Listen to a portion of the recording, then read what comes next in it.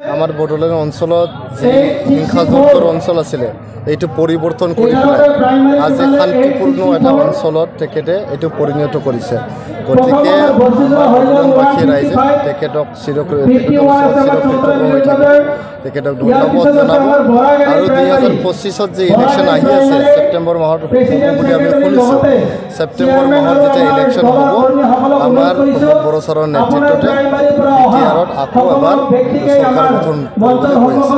বৰ্তমান MCLA সমষ্টিত এইবাৰ EPPL জিতাটো খাটাং, ইয়াতে কোনো শক্তিয়ে EPPL ধৰি ৰাখিব নোৱাৰে। দতমা যে আমাৰ পৰিষদীয় সমষ্টি আছে এইটো EPPL জিকাটোৱেই নহয়, জিকি পেলাই ইয়াত এজন AM পাবলৈ গৈ আছে। দতমাবাসী ৰাইজে দতমা সমষ্টিৰ ভোটাৰ ৰাইজে ইয়াত AM পাবলৈ গৈ আছে। গতিকে যি 5টা বছৰ EPPL চৰকাৰ চলিল, কিন্তু ইয়াতে MCLAটো আছিলে BPF, ইয়াত বহুত উন্নয়ন হ'ব পৰা নাই, ইয়াত MCLA কাম কৰিব পৰা নাই, তেখেতৰ এগেইনষ্টত বহুত ইনকামেঞ্চি হ'ল। গতিকে ইয়াত দতমা নহওক, খালি MCLA বুলি নহয়, MLA 2024 যেতিয়া ইলেকশ্যন হ'ব দতমা MLA সমষ্টিও আমি জিকিবলৈ গৈ আছোঁ। ৰাজনৈতিক দল অল্টাৰনেটিভ পাৰ্টি অফ বড়োলেণ্ড এইটো গঠন যে কৰিছে এইটো আমি ৱেলকাম জনাইছোঁ। এটা গণতান্ত্ৰিক দেশত সকলোৰে অধিকাৰ আছে এটা নতুন দল খুলিবলৈ বা পাৰ্টি গঠন কৰিবলৈ। খালি পাৰ্টি গঠন কৰাই নহয়, কোনোবা যদি ব্যক্তিগতভাৱে গণতান্ত্ৰিক প্ৰক্ৰিয়াত অংশগ্ৰহণ কৰিব বিচাৰে, ইণ্ডিপেণ্ডেণ্টলি নিৰ্বাচনত নামিব বিচাৰে, তেতিয়াও তেখেতৰ অধিকাৰ আছে, ইণ্ডিভিজুৱেল ব্যক্তিৰ অধিকাৰ আছে। এইটো মানে কেইজনমান পাৰ্টি গঠন কৰিছে।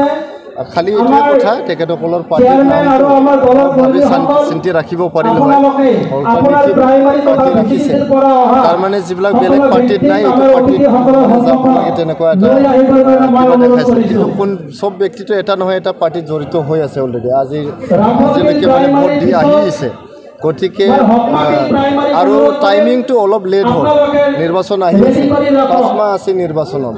এতিয়াহে কেন্দ্ৰীয় কমিটি গঠন কৰিছে, কেতিয়া জিলা কমিটি গঠন কৰিব, কেতিয়া সমষ্টি পৰ্যায়ৰ কমিটি গঠন কৰিব, কেতিয়া প্ৰাইমেৰী গঠন কৰিব, কেতিয়া বুথ কমিটি গঠন কৰিব। কমিটি গঠন কৰোঁতে কৰোঁতে নিৰ্বাচন আহি গুচি যাব। গতিকে টাইমিংটো অলপ মানে বেয়া হ'ল, লেট হ'ল বুলি মই ভাবোঁ। আৰু যিটো গঠন কৰিছে মইতো ভাবোঁ ইয়াত কোনো প্ৰভাৱ নপৰিব। EPPL বুলি নহয়, কোনো পাৰ্টিৰে প্ৰভাৱ নপৰে। অল্টাৰনেটিভ পাৰ্টি বড়োলেণ্ড আপোনালোকে মোৰ কথাটো আজি ভাবি লওক বা আপোনালোকে মাৰ্ক কৰি থওক। ৰিজাল্ট যেতিয়া ওলাব যিমান নোটাই পাব, নোটাতকৈ কম পাব অল্টাৰনেটিভ পাৰ্টি অফ বড়োলেণ্ড।